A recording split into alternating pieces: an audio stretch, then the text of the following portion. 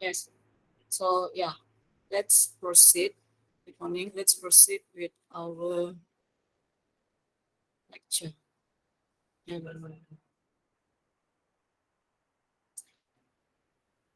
Let's proceed with our lecture. So this is where we stopped last week, 17th of February. Okay, so we have this term which is explicit and implicit of the process.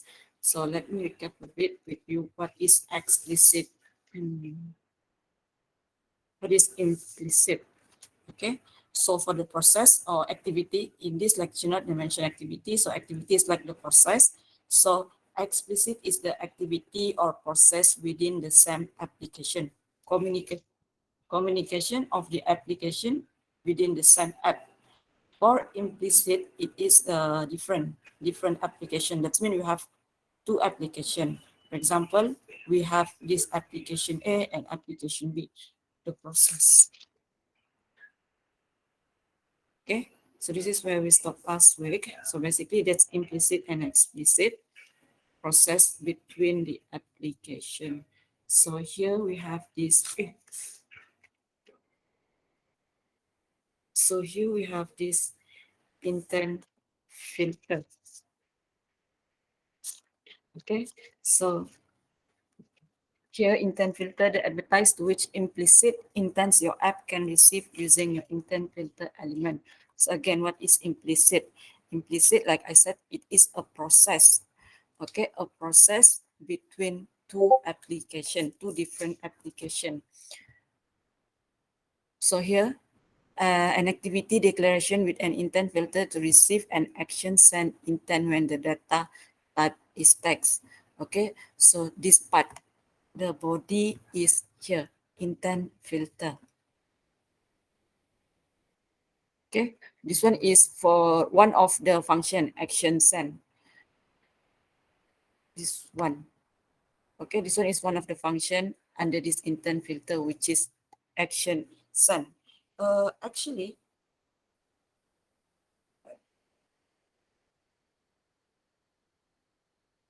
yeah, intent filter is actually a expression in the apps where this manifest file, okay, we have this manifest file that specifies the type of intent that the components would like to receive. Okay, what type of component that the application will receive. So here they have this function to send. Okay, action Android name, Android intent filter, and then this is the function action send. So that's intent filter. So now here we have two function, two method. Okay, two different method. Basically, this one is only the almost the same. However, there's a different. So getting a result from an activity. So remember, activity is a process. Okay, so you can start an activity and receive a result back. So here we have two function. Okay, activity for result and activity result. Like I said just now, basically the process, the method, the function is almost the same. However, there's a bit different. So what is the different is how they return, how they get received, how they receive the result. So the first one here, this one is not really suggested to use this function. Okay, start the activity which will return a result. And then this one is a callback method. Okay, this one is to receive the result from the subsequent activity. Okay, that means from the previous activity. So this is the two function to get a result, activity for result and on activity result. Basically, like I said, the function is the same, to return, to get a result, but the process to get a result is different. The first one is we need to start an activity. So this activity will trigger or will return us a result. The second one, activity result, is a callback whatever result or from the previous process, previous activity. So here is thing. Yeah, I'll skip this patch because this one is the completed one. Okay, getting a result from an activity. So here we have two parts actually, activity A, okay, and activity B. Basically, this is like a one process from A to B. Okay, so this I'm going to explain the down here, the bottom here. So activity A, and then intent for a process. So here in this phase, they will have this request code. Okay, request code, trigger code to start activity for result. So previously start activity for result. In the previous slide, start activity for result. It is activity where it is a result that we will get by triggering or by starting an activity. And then we send to this activity B. So from this activity B, we have this on activity result. Okay, on activity result is the result that we get. It's a callback function that we will get from the previous subsequent activity. So here they will send the request code, same with the first one, and then result code and the data as well. So this is where they're going to respond. Yeah, they're going to respond the result code and the data as well. Okay, the request code for both, as you can see, we have this request code for the first request and the second request, because this one is the request to get the data. This one is the request to send or to return the result. Yeah, result code and the data. Okay, so basically this is the process from activity A to activity B, how to get the result. So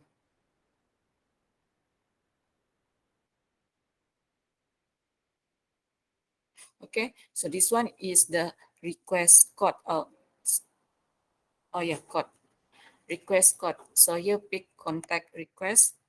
Okay, then send a request code here. So this is the process, pick contact, show user only contact with phone number. Okay, here is the application function. Okay, intent dot action pick. So this one is the all the condition. Okay, so here start activity. Start activity for result. This is the function that I mentioned just now. Start activity for result. That means they're going to create or trigger an activity or a process to get the result.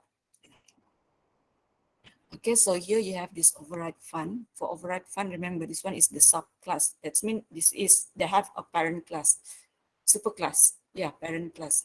Okay, so this one is on activity result. This one is the second function just now. I get result from the subsequent activity. Okay, so check which request we are responding to. So this one is the request that I received just now from this activity. The first one, activity A. In the previous slide, this one is activity A, and this one is the response in activity B. Okay, so first we send the request, second we respond to the request by two different functions. Basically, it is the same to get a result, but it's a different method. So here we have activity result for the API, API application programming interface. So in the module level, okay, register for activity result. So this one is to get the content. Okay, so remember API.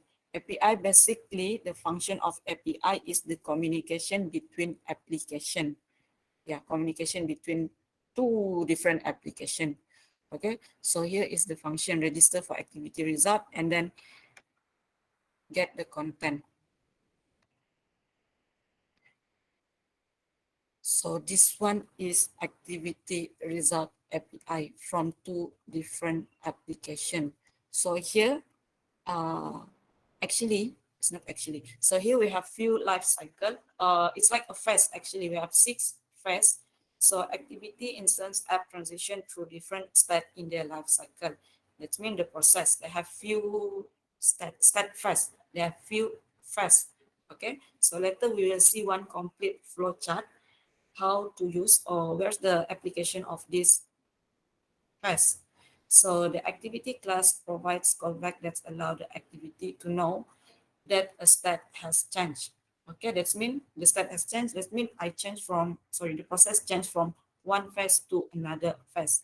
Okay, so first we have this onCreate function. Okay, so for onCreate function, it is the first phase. Yeah, first phase where the activity is going to start. It's like start up activity. Okay, and then second is on start. Create and start is two different phases. Yeah, I will use the term phase.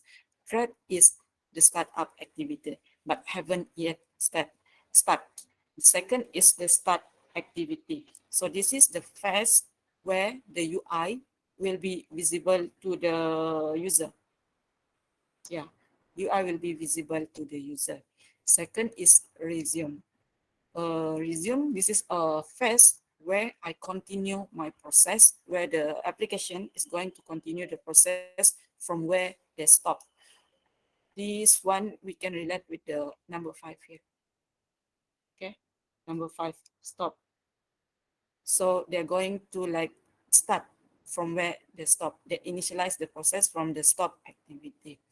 And then second is, sorry, next is pause. Pause is I stop my activity.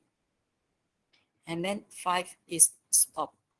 Stop here doesn't mean that we terminate the process. Stop is literally stop. The process is there, but no more process. Okay. The sixth step here, sorry, the phase number 6 here on destroy. This is where the process is going to terminate. That's mean, like I said just now, stop doesn't mean the process will be terminated. However, in level 6, on destroy, they are going to terminate. Okay, so they will have one function in here, finish. That means they're going to kill the process, they're going to destroy the process, finish function. All of these facts we are going to see later after the flow chart, if I'm not mistaken. Okay, so this one is the activity life cycle.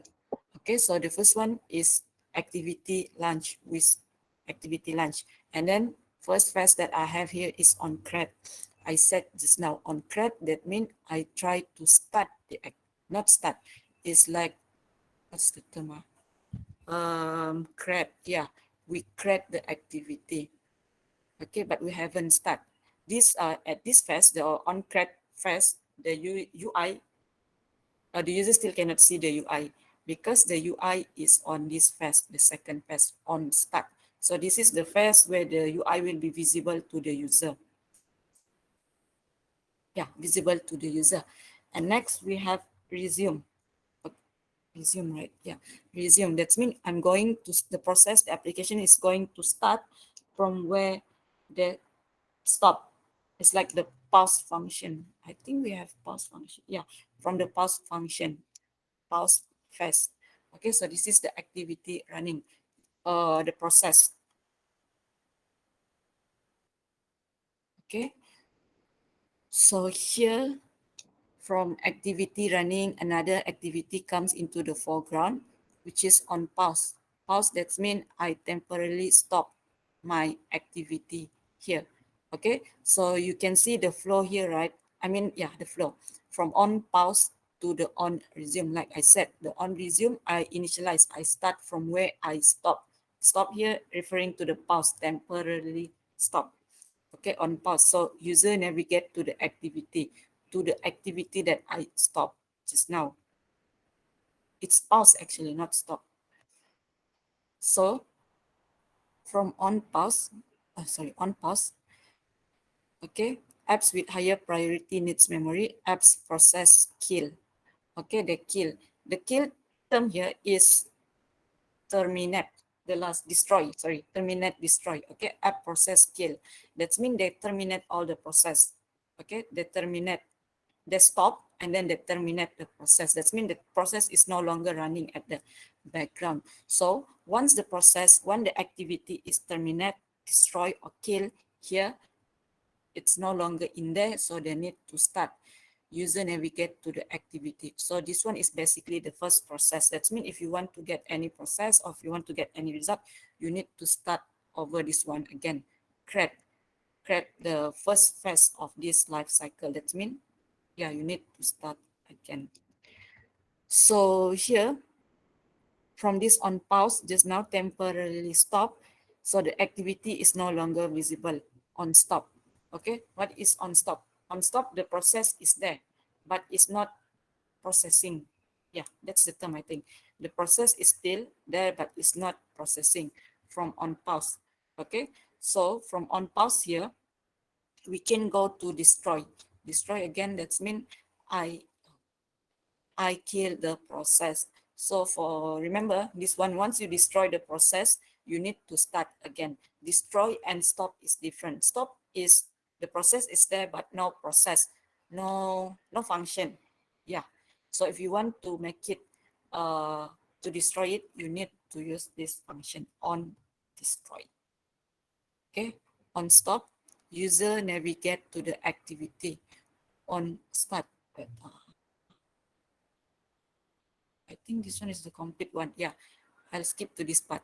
Okay, on stop. So you see the different on stop and then destroy. If destroy, I need to start from the first phase, which is on create. But for stop, I don't have to create. I just need to start the process. Why? Because like I said, stop, the process is still there. The activity, the process is still there, but it's not like working. Okay, so that's the difference. For destroy, I need to create. For stop, I just need to start back my activity. Okay, so from on stop here, so yeah, we have two end, two end to this process. Either you want to stop or you want to destroy, like I said, explain. On destroy activity shutdown. So from the on destroy, you can have two options. Either you want to create from scratch, create from the start, the first phase, or the activity is shut down. So basically, this is the process. Okay, I think from these six, yeah, from these six activity, which is on create, on start, on resume, on pause, on stop, and on destroy, basically, I think you know from the term here. Okay, except for the destroy here, on destroy and on stop, because the meaning almost the same, however, the process is different. This one is symbol. Okay, activity life cycle. This one is from the previous slide just now. We have few phase, resume, pause, stop, and destroy. Okay, visible, that's mean visibility. Okay, so resume, yes, partially, no, no. User interaction, yes, no, no, no. But execution, instant start. Okay, so you may read this one. Basically, this one is like, I think you're familiar with the symbol and the function as well. Okay, however, this one destroy, the user cannot see this one. This one is at the back end activity. I think we only see up to this level. Stop. Okay, yeah, this one too. You see the last row here? We have save, save, save. And then even for you, if you stop, okay, the data or the process will be saved. But if you destroy, they're going to kill, they're going to terminate the process, the activity. Okay, so here we are going to see each of the phase. We have 6 phases. So the first activity is on create. Okay, it creates the activity. So perform basic application startup logic that should happen only once for the entire life of the activity. That means this one is like the basic activity from the first level. So just now from the flow chart, right? If we already destroy the process or the activity, we are going back to this process, like the foundation of the process or activity. Okay, however, here, for example, set up the app UI and instantiate some class scope variable. Okay, this is the process we only set up. Okay, however, the UI is still not visible by the user. The user still cannot see this phase. The user won't even know what's the process. However, this is the process where the user still cannot see what's the UI. They only start up the UI. So second, we have this on start. Okay, so make the activity visible to the user. Just now I said the UI in the first phase is now on CRED. User still cannot see the UI. So this is the process, the phase where the user start to see what is the activity, what's the process. So makes the activity visible to the user. Okay, activity enters the foreground. That means from the user perspective, this is like the basic start for them. Okay, for the phase, this one is on the second level. However, for the user, this one is like the basic of the interface for them. Because only at this phase, they can start to see the UI of your application. Okay, activity become interactive, initialize the code that maintains the UI. Example, drawing visual element and running animation. Okay, so they're going to start with the user. The application is only going to start the process with the user at this level.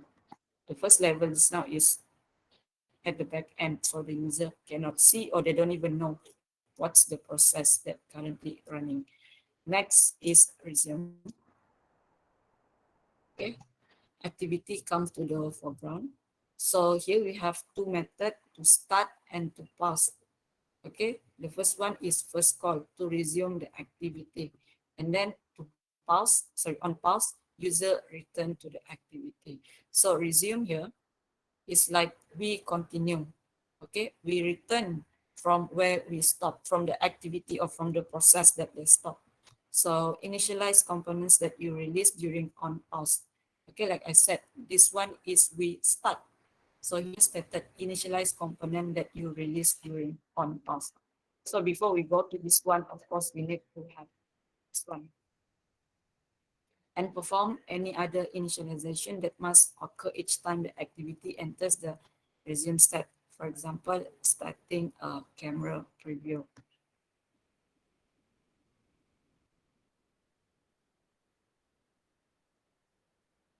Next,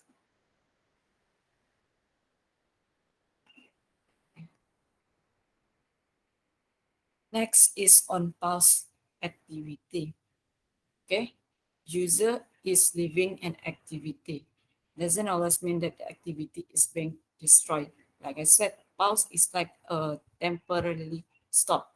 The activity is still there, it's still running, but it's stopped for a while. Okay, but it is not destroyed. If destroyed, then you need to start from on track again. So this activity is no longer in the foreground, but visible in multi-window mode. Multi-window mode. Like I said, you pause. It's like temporarily stop, but it is still running at the background. For example, our phone, right?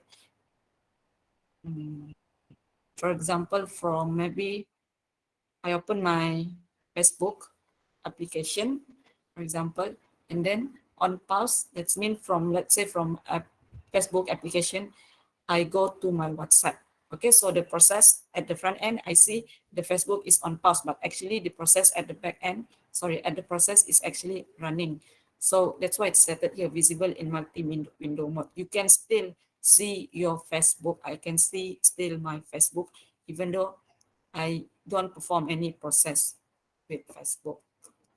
Okay, commit any change that should be persisted beyond the current user change. That means you are active in that session, and then execution must be very brief. Stop things that consume CPU. Yes, I'm not sure if you notice, but sometimes in our phone, right, even though, like I said, it's not Facebook. So I currently on pause. That means I am no longer, it's not I'm no longer. That means I'm from Facebook. I go to WhatsApp. Okay, the Facebook is still running at the back. Okay, sometimes we will receive a notification if the process, sorry, if the application consume too much CPU. That means even though I'm no longer using the Facebook, but the process is still running. So that's why they still consume the CPU. So that's why sometimes we will receive like a notification. Yeah, they ask you to stop the process, close the application if they consume the CPU. That's why we receive notification even though we are not using it. because the process is still running at the back end and consume the space for the CPU. Next is on stop phase. Okay, on stop. So an activity is no longer visible to the user. Okay, by the user perspective, yes, we already stopped. We already we already end the session. Release almost all resources that are needed. Perform relatively CPU intensive shutdown operation. Save information to the DB. Okay, so here like from what I said just now, the user is no longer see this application. It is on stop. Okay, so whatever process that you already have, maybe you update something, it will be stored. It will be sent to the database. However, this process is not the terminate. Okay, terminate, yeah, destroy. So here is the last phase, last phase, last process. Okay, on destroy. So remember this one, if we destroy our application, sorry, activity or any process, that means you need to start on create the first phase again. So here we have this finish function.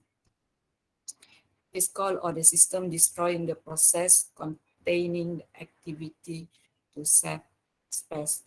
So this one also is good actually in terms of CPU. Just now mentioned about CPU. So they're going to finish, they're going to destroy any process in our CPU. And orientation change occurs. This one will be covered later. So release all the resources. The system may skip the callback. Callback here is referring to the function, callback function to get a result. Okay, so on destroy is like the last phase of the activity, the last phase of our process. So here configuration change. So up to this patch, up to this part in our lecture note here, is there any question? No. Thank you.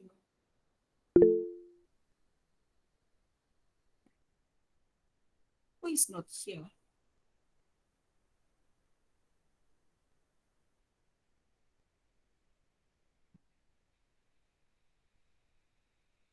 Hmm. Kelvin Sharp is should oh he's here. Okay, sorry, my bad. Yeah, Russia is not here. Okay, so let's proceed. Oh, here. Activity configuration change. Basically, configuration change is like setting. Yeah, setting in our phone. So here setting, we can choose this one. Screen orientation, language, and input device. Okay, same with our application too. But not all application have this function. Okay, sometimes it's by default, they're going to set the orientation. Screen orientation is like what are landscape and portrait. Yeah, landscape and portrait. So for gaming application, usually they will set to two mode or like so for simple application, they will set to default orientation. Okay, language to language standard, usually they will set to English. Yeah, English, but sometimes they set to few language and then input device. Okay, input device can be, for example, if you notice, some applications sometimes they provide you like an visual keyboard, right? Yeah, visual keyboard, especially for banking application. Input device, sometimes they will provide us with a visual keyboard. This keyboard is different from, it's not different, like the arrangement of the character is different from our keyboard. So that is important for security actually, visual keyboard. But that one, so far I only see with the banking application. So here, current activity will be destroyed going through the normal activity life process of on, pause, stop, and destroy. Okay, so if you have this change to your setting or configuration, so this is the phase, pause, stop, or destroy. Okay, so here we will do this question here. We have 6 questions. So the first one,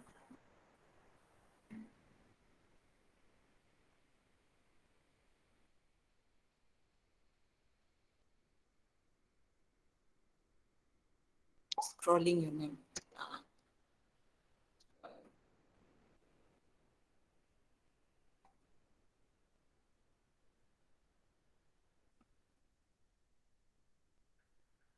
Mm.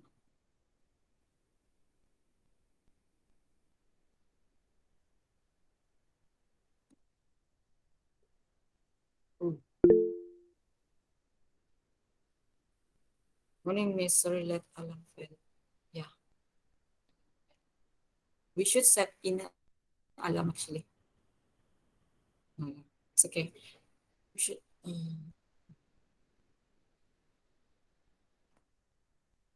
s-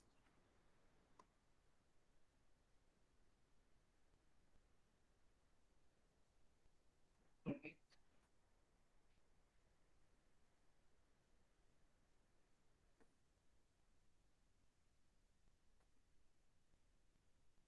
All of these students are here. So the first question is Celine. Second question is Jeremiah. Jeremiah. Is it? Okay.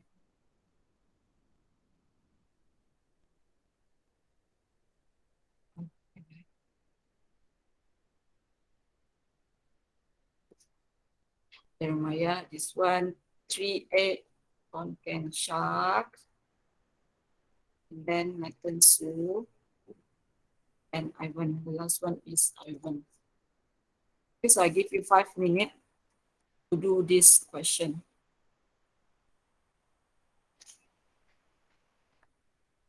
Oh, 5 minutes. So I think around 9:43, 44, 43.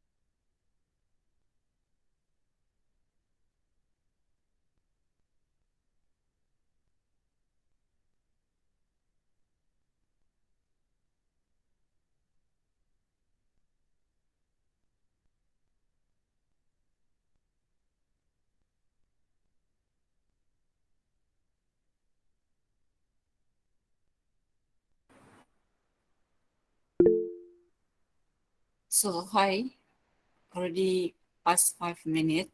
So the first one, my screen. So the first one here, Celine. What's your answer? Why on CRED or on pulse function callbacks are important to an activity? Celine, are you here?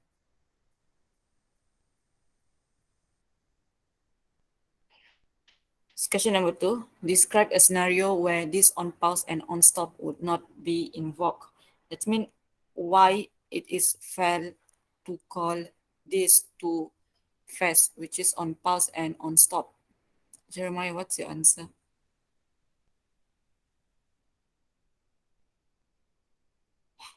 Question number three. Identify a suitable callback to implement the following task. So here we have three process. Process activity. Okay, playing background music at the background. I did mention something just now, but I'm using different application. But this one that's process running at the background. And then this one save game level. Nathan, what's your answer? Save game level, I did mention on stop. Yes, correct. I only received one answer. Uh, Banking transaction. Banking. Better. Nathan's answer is correct here. On stop. Okay, on stop is a fast. Thank you, Nathan. On stop is a fast. Yeah, it's a phase or level where they're going to stop all the process, all the activity, and then send all the data to the DB, to the database. So here's save game level. That means they're going to send into the DB, into the server, what is your level. Then banking transaction. No, it's not banking transaction. Are you answering question number two? Question number two, since you are trying, it's okay. Question number two, actually, but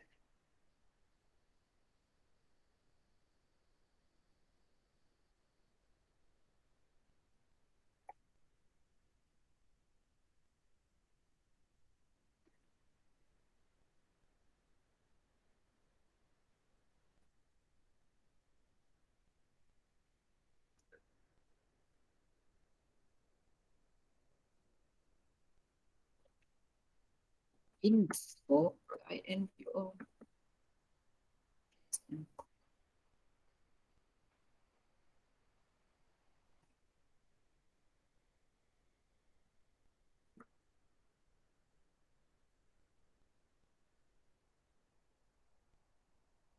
Why I make it like a function?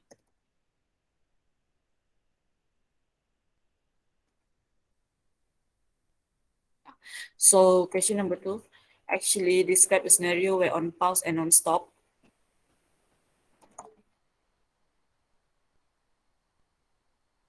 fail to invoke. That means we cannot use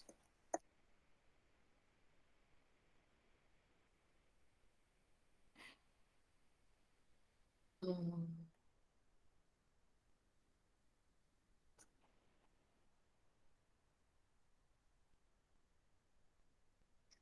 on pause and on stop would not be invoked. That means we cannot use this phase. It is because currently the on finish is invoked from the on thread phase.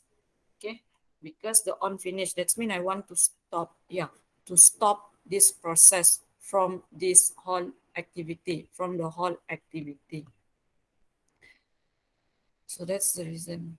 On resume, on resume, on can shark, or 3 egg on resume.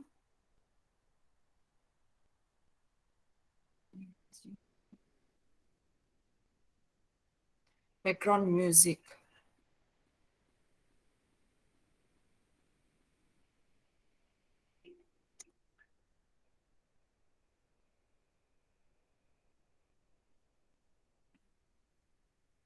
Yeah, on resume should be correct too because it's running at the back end, the background.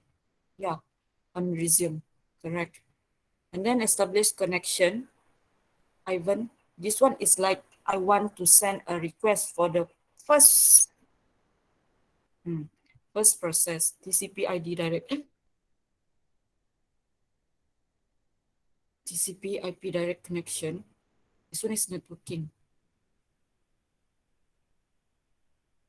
TCP IP direct connection. I don't really get. I think this one is networking part. I'm not networking people. However, the answer here is on thread.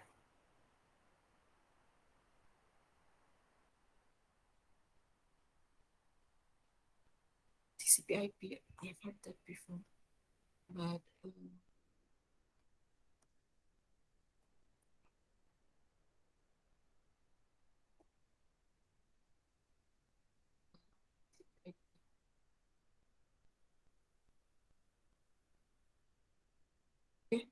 I want to start the process on thread. Actually, not TCP IP. When we are not in networking class. Okay. So this one first question. Mm, mm, mm. Isn't it on pause? Can miss why it is on resume? If you on pause, that's mean okay. So playing background music, that's mean the process is still running at the back end. It's still running. Okay. If you on pause, oh, it's on resume. If you on pause, that's mean it is stopped temporarily. Temporarily. That's mean the process is not visible to the user. In this context, the music is not playing to the user. If you on pause, yeah, on pause, that means I stop temporarily. Temporarily.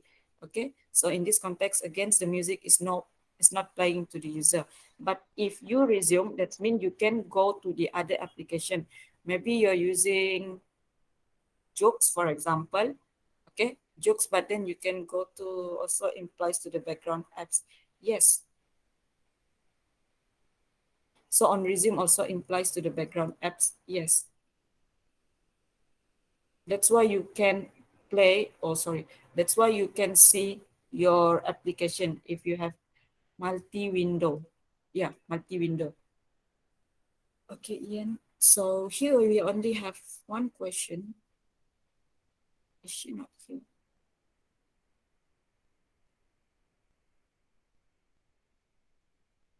Eh, she's not here.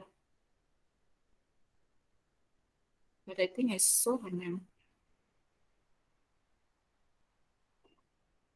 Never mind. I leave this part for her.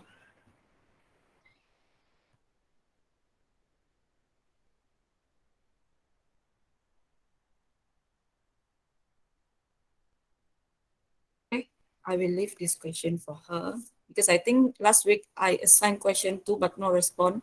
But yeah, this one I will leave for her. Okay, so next is saving and restoring activity step. Okay, I think you know what is saving. Saving, that means we send, we keep, we store the data into our DB. Okay, and then restore. Restore, we call back from the previous activity or from the previous process. Here, restore step. So instance that it's the save data that the system used to restore the previous step. That means the data that I capture, sorry, the system, the data that the system capture from the previous step. For example, if I have on, let me think an example. On resume from and on pause. Okay, so currently I'm in on pause activity, on pause phase. Okay, so I have this data that I save before I pause my activity. And then if I want to resume, I need to capture the data that I have while I on pause just now. So the save data that the system used to restore from the previous step. Previous step here is from on resume, sorry, on pause to on resume. Okay. It is a collection of a key value pair stored in a bundle object. Bundle object. And then the system use the bundle instance stat to save information about each UI component. For example, the value entered by the user. Okay, so here they mention about the bundle object. What is bundle here? So in this application, for application bundle object is the activity or the data. Sorry, the data that I pass between the activity. Okay, data that I pass between the activity. So here they mention about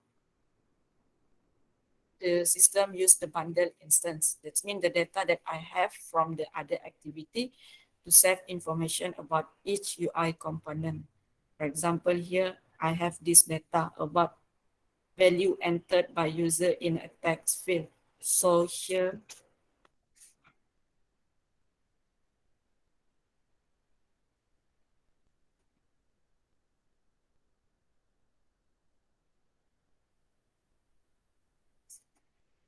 okay, the data that I pass between the activity, save and restore. So here is the process. Okay, so here is the process, two process. So first we have this one, okay, composing a message. And then I have another process, incoming call here, okay. And then this is the process how to save and restore activity state. That's mean from the previous step. So this one is my first process. I am currently composing a message, and then suddenly I have this application, this activity. Okay, so the activity here is an incoming call. Okay, so this one is the process from 1 to 2 and to 3, even up to 3 is what the user see. Okay, showing up the phone, and then I resume back my previous activity. Okay, however, this is the process. So first, from compose a message, I save instant state. That's mean, okay, what does it mean? That's mean currently I have any data that I have in here from this activity, I will save into this bundle, into this DB. It's like this DB. Okay, so remember just now I said bundle is a data that I pass between the activity. That's mean this is the process where I'm going to pass from this activity just now. Okay, save instance state. That means from this activity, I keep in here and then I pass to this one. So I save, first I save into this process and then I restore whatever that I have from the previous activity into this one. Okay, so this is the process. So here actually we have two perspectives. Here is from the user, what the user see. Here is from the back end process. What's the process or what is the activity running behind?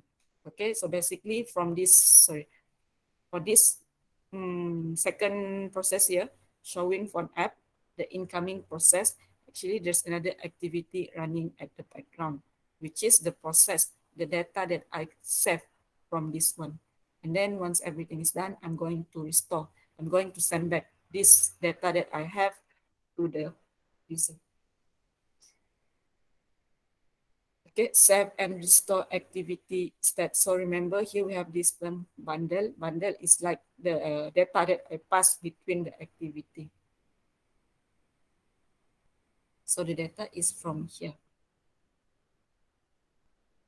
Data between the activity. So here is the sample source code.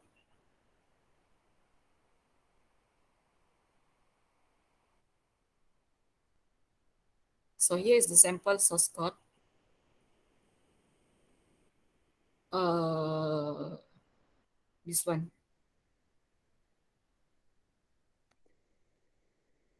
Okay, restore instance state. That means they are going to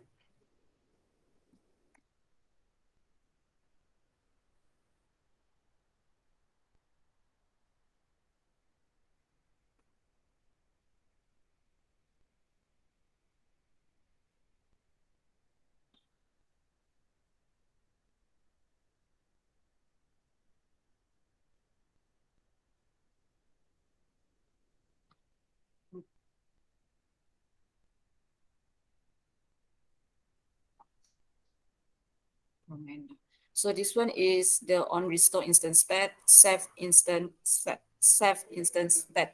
That's mean they're going to restore the activity.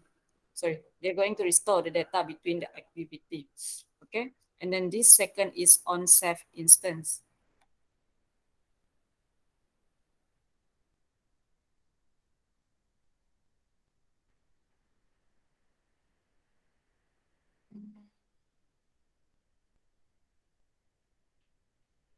Ceph the data. Okay, so here call superclass to serve any hierarchy. Okay, so why they mention about superclass here? So if you remember, superclass is like the parent class. Okay, override fun here, if you see this term, okay, this one is script, Kotlin script actually. So override fun, it's like a subclass to a parent's class. So let's say this is a class. This one, they by right, they should have a parent class, because why I said this class, this function should have a parent class, because I see this term override fun. That means this is a subclass or the child class. So here call superclass to serve any hierarchy. Okay, so basically this is the two part of the serve and restore.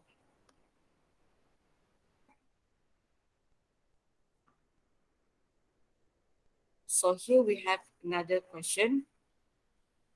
Multi-window and multitasking is a common feature of a modern mobile device. Multi-window is the one I mentioned just now.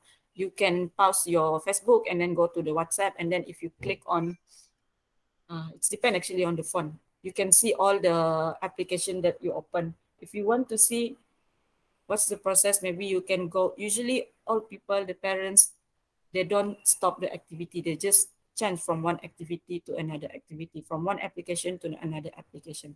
So maybe you can check your parents' phone, how many application they have. Okay, so multi-window and multitasking is a common feature in a mobile device. Multitasking here, for example, this now is the music in the background. While I am on jokes, for example, I still can scroll my Facebook. So as a mobile app dev, explain how to handle the transition from one window task to another to ensure the important information is not lost. Okay, important information here is referring to the data. How you can apply, or what you can apply to ensure the data that you save is not lost. For example, even in slide number 63, okay, from this message to this incoming call, what is the function that I have, or what is the method that we have to make sure the data is not lost. Okay, from the email, I pick up the phone call, and then once I'm done, the data in my email, sorry, the composition, yeah, the data in my email is still there. So that one is the first one. Okay, second is identify two callback methods that could be used to save data in DB when activity must be moved between steps. This one actually, for the first question here, you may refer to page 63. What is the process? How they save the data? Second question here is callback method, the save and the restore process actually. So you need to explain in this part.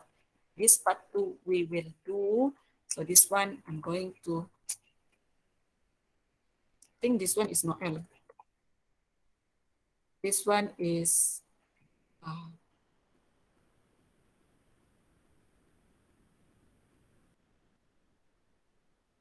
lim. Yeah, lim. Lim.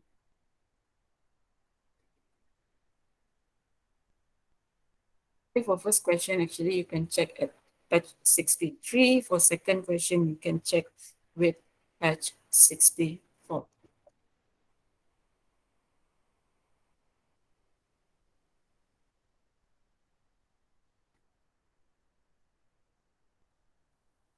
Okay, so this one, I will give you, I think, 7 minutes, 10 minutes. Okay, after 10 minutes, is it too long? Uh, yeah, 10 minutes. And then after that, we are going to finish this chapter and we will have a short break. Okay, so I will get back to you on 10 minutes for this one.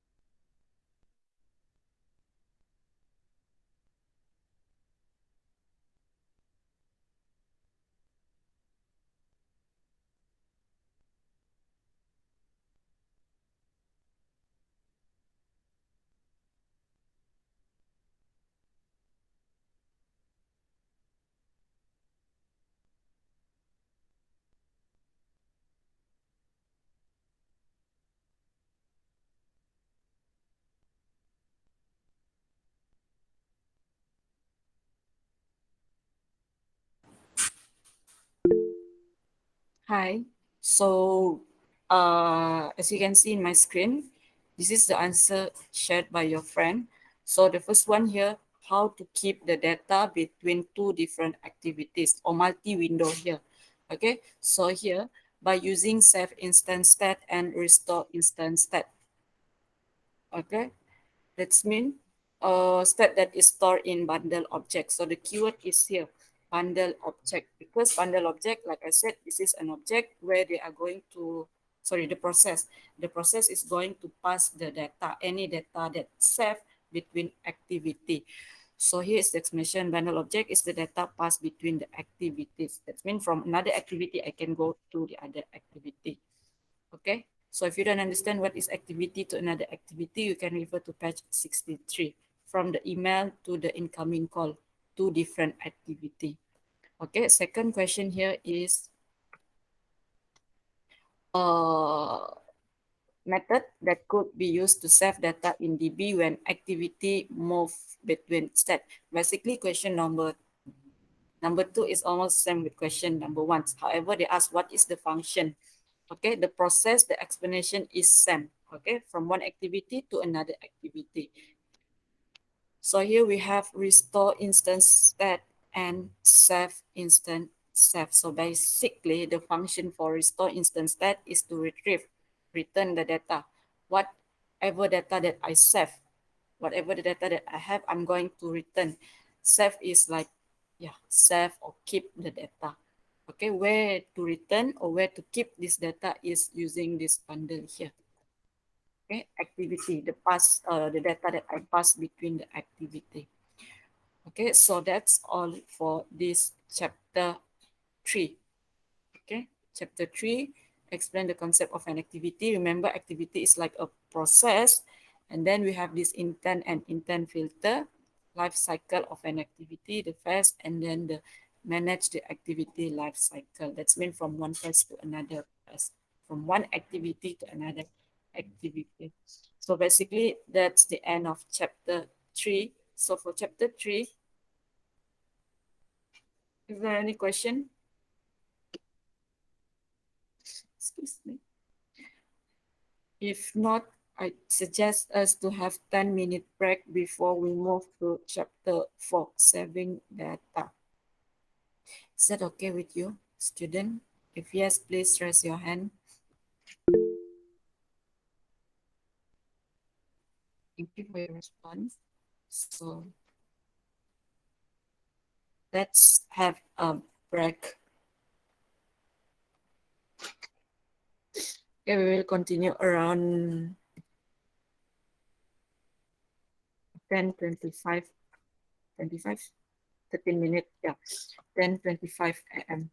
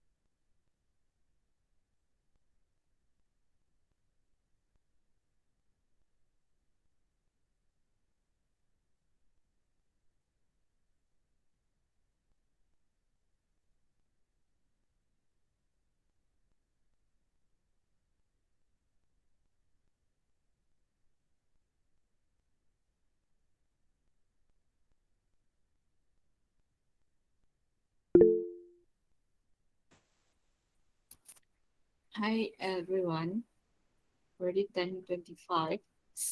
Please raise your hand if you are here. Thank you. So yeah, let's proceed with chapter 4, saving data. Okay, I think even from this title of this chapter, saving data, keep your data in the DB. Okay, so this is the objective of this lecture. Chapter 4. So objective first is saving key value pairs of simple data in a shared preference file. So for shared preference file, we are going to see we have two types, okay, single or multiple file, and then saving arbitrary file in Android file system. Okay, so here we will have this term arbitrary file. So hard to pronounce. Arbitrary files is a file where we use if we want to change everything that we have in our system. And then using the DB managed by this SQLite, view model repository, live data, correcting, expand app installation, location options. I don't think we're going to make it this 75 patch today. Okay, so we will have two sessions for this chapter. So the first one, the chapter, saving data. Okay, how you want to store, how you want to keep your data of your application in the DB. Okay, so here we have shared preference. What does it mean by shared preference? Shared preference here is referring to who can access, who can get your data, okay, or who can view the data that you have in your DB. So I think you are familiar with this term, private and public. So these two terms, okay, private and public. Okay, for the first one, private. That's mean this, for example, let's talk about data. This data or this value that I have in my DB is only accessible by those who have the access because it's a private. So if I have the key, if I have the access, then only I can view the data or the value. Public, public is open. Everyone can access. Okay, so we have key value pair. Okay, to access with the data here. Second is data file. Okay, the data file, send, I can make it private or public. Okay, so for example, here we have data file in text, sounds, image, and etc. What is the type of your data? Because as, yeah, I think we already know that data is not necessary in text, not necessary in string. It can be sound, image, or any type of the data, the type of data. Okay, SQLite, this one is the DB, related with the DB. Okay, how, where you keep your data, where you store your data, where you keep your data or where you store your data. SQL, like here. Okay, repeating and structured data. So first we're going to see to the first one, shared preference. Okay, shared preference is we decide. Okay, when we do the coding, we decide who can access this, like, is it private or public, who can access the data. So store private primitive data in key value pairs. What is it mean by primitive data type? Okay, so here we have an example. Primitive data type, here we have Boolean, true or false, float, integer, long, and string. So this is the example of primitive data type. Boolean, float, integer, long, string, double also primitive data type. So data will persist across session even if an app is killed. That means the data that we set, for example, if you want to make it private, we want to make it public, okay, it will be consistent across the session. That means it's not dynamic, it's static. Once you already set it to be that way, it will be consistent. Okay, even the app is killed. Kill is destroy. Destroy, that means terminate. Okay, so we have this shared preference class. Just now I mentioned you have two types. It's either single or multiple. Okay, single or multiple. So here we have shared preference, we have method, okay, number of shared preference file. Okay, like I said, we have a few type. Okay, the first one is here, multiple or single. Okay, number of shared preference files. So we can have two type, which is multiple and single. This is the function. So when you see this function, okay, get shared preference. The keyword is in here. For me, I see the keyword is in here. Shared. That means shared is multiple file. For single, it's get preference. So like I said, the keyword here, get shared. That means I share this file. So that's multiple file. And then the access level is the context of the file that we shared.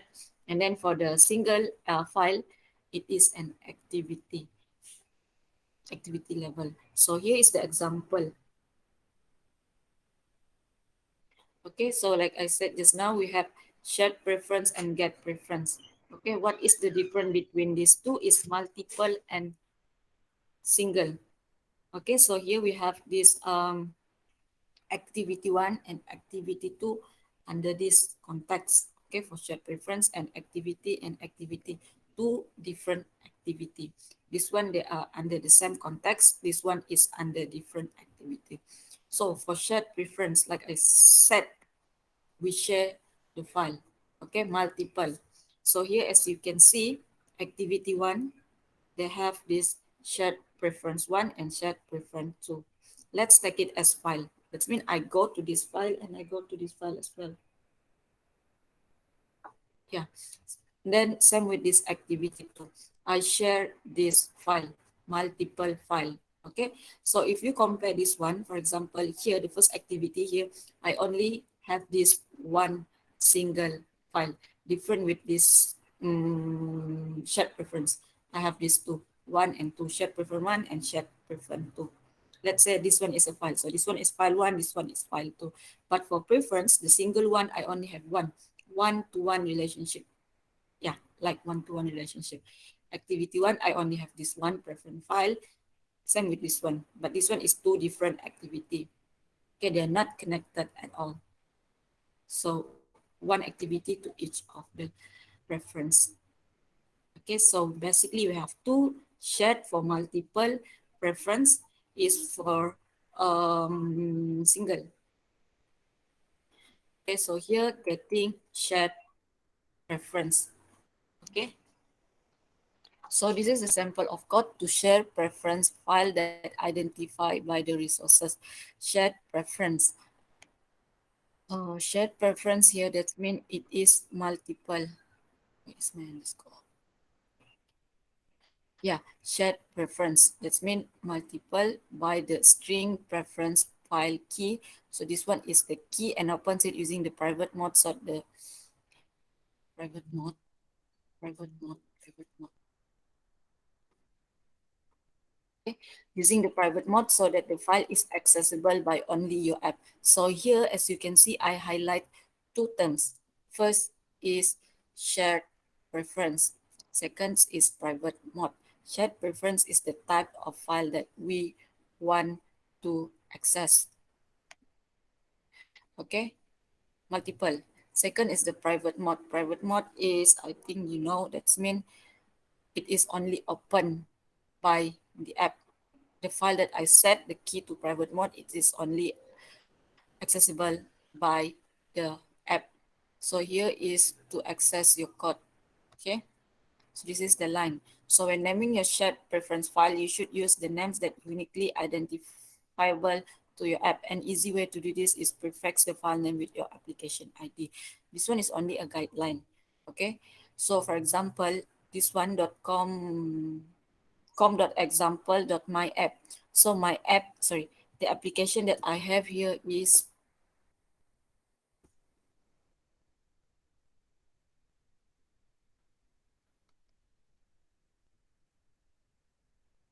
okay.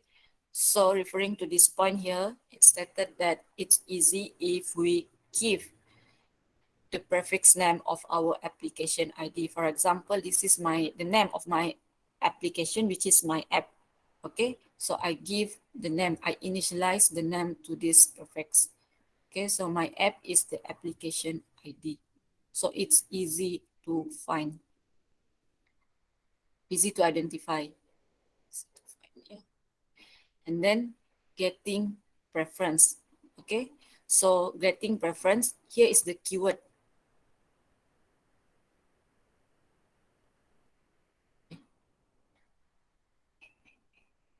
Okay, so here is the keyword. If you need just one shared preference, okay, you may use this function, get preference. Just now we already see the shared. The difference is between shared and preference only, okay, is the file that we access. If get shared, then it's multiple preference. For this one, it's only a single shared preference. Okay, so here shared preference activity get preference. Okay, one preference file. Shared preference here we can refer to the file that we want to access. So here, for example, just one shared preference, maybe we want to access to one file, one single file. Okay, next is write to shared preference. So here we have a function. We can have this apply or commit to save the change. Apply is to apply whatever change that we want to change, and then commit is we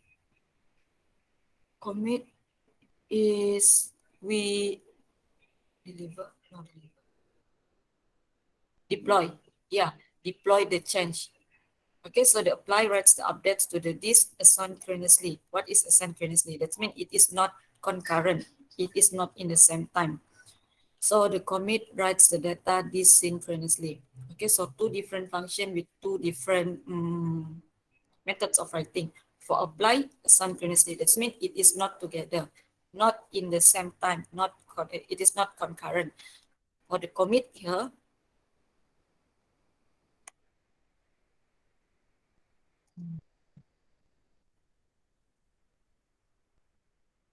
commit here, it is synchronously together. So you should avoid calling it from your main thread because it could pause your UI rendering the process. Okay, because it is in the same time. That means the process occurring, yeah, take place together.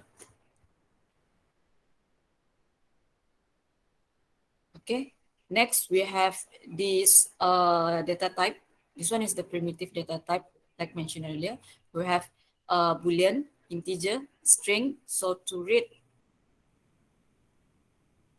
okay, read from shared preference. Okay, to read this value call methods such as Boolean, integer, and string. So basically, this one is the primitive type. Okay, so to call or to get to retrieve the data type that we want is we need to have a key for the value that we want. For example, here, okay, uh, okay, for example here, the first one, the line of key, sorry, the key is actually of in line number 2. However, the first line here, shared preference. Okay, what is the preference, shared preference that I'm going to return to use? And then what is the accessible? Is it private or public? Okay, so this one is declared in the first line. Second here is the default value. So this is the key that I need to include to get what is the value that I want to retrieve. So here is this one. Okay, so I know that this line will return me an integer data type to read. That means to return. Okay, so integer r dot integer. So here is the key, get integer, key and the get integer.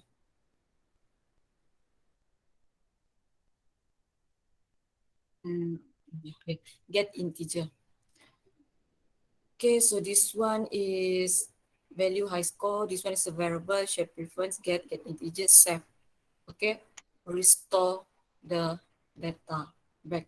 However, the part that I want to highlight in this patch is provide a key. So you should declare if it is an integer, so you need to provide a key integer. If it is Boolean, you need to set as get Boolean or get string. Mm. So question, what is the main difference between the get preference and the get shared method? This one, I think Wang Zisheng. I don't know how to spell your name. And shared prefers by multiple activities. This one, yeah, this one.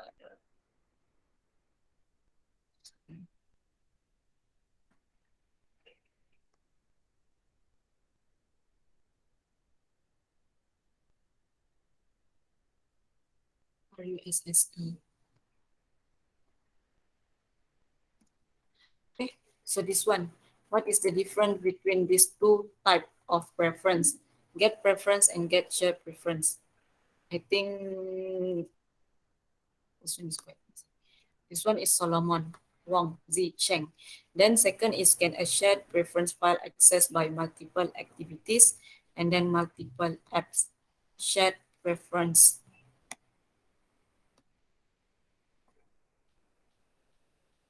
I think for this one, for question number two, uh,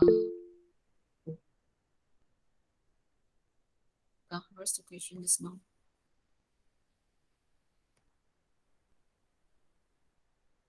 2A, yes. Shared preference accessed by multiple activity. Yes, can for shared.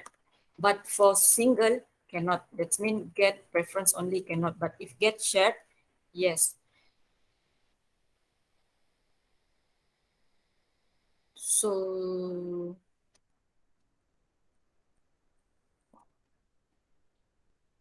then for question two, A Wong, do you have answer already? What's the difference?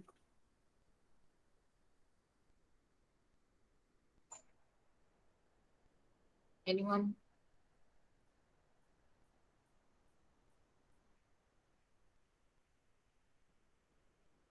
Lim, what? Oh, Lim, I already asked my man. Lim, what do you think? First question, what is the main difference of these two type of preference? To be yes. Multiple apps, yes. Then we only have one. The first question is like the basic here. What is the difference? Anyone volunteer? What is the difference?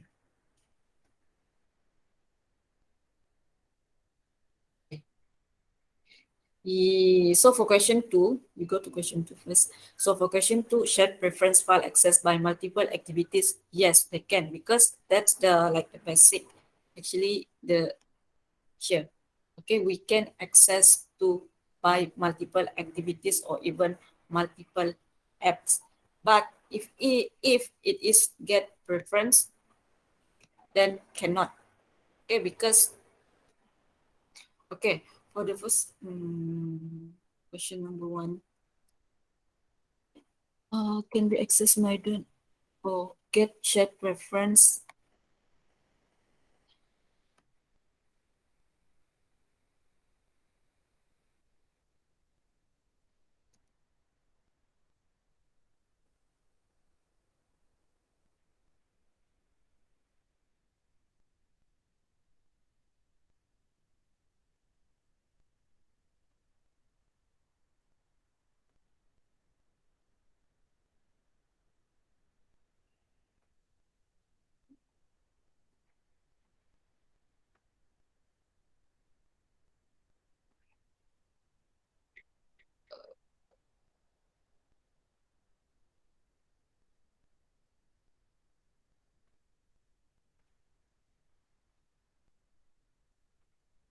So basically, this is the yeah. So basically, this is the difference between get shared preference and get preference. Okay, I already highlighted this part here. Shared, that means can be accessed by more than one activity. Okay, however, for get preference can be only used by one activity, can be only accessed by one activity. Okay, so that's why this second question here, shared preference file accessed by multiple activities. Yes, because that's the concept for shared. It can be accessed by multiple activities and multiple application as well. Okay, for shared preference only. Remember, so for preference can be only used by one activity. What does it mean can be only used by one activity? It can refer to the file, like I mentioned just now. I said the file can be accessed by one activity only or by multiple activity. Okay. I think for this session today, we are going to stop here.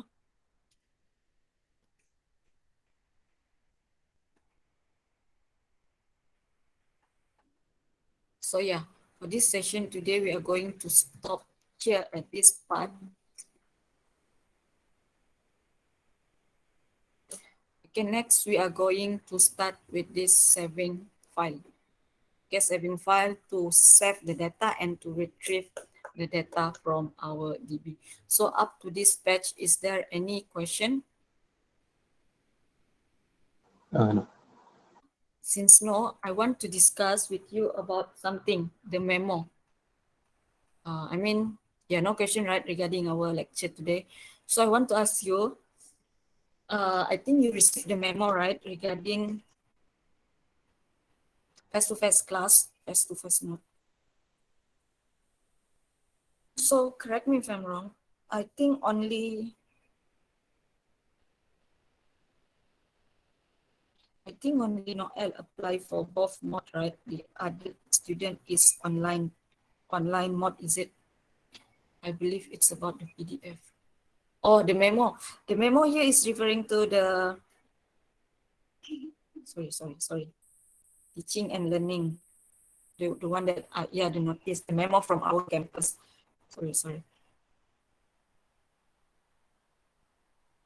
Teaching and learning assessment, the one that you need to update, because by next 1st March, which is next Tuesday, okay, they're calling back the student to come back to campus for physical face-to-face class. So last night I did ask in our group. I think only Noel, right, prefer for the both, the other is online. So I think you have the memo and I think you can read the memo as well. So, and I believe I'm not the first lecturer, right, talk about this with your group. So for those who opt for online class, you can only have 3 reasons. First is your parents, the consent from your parents or the guardian.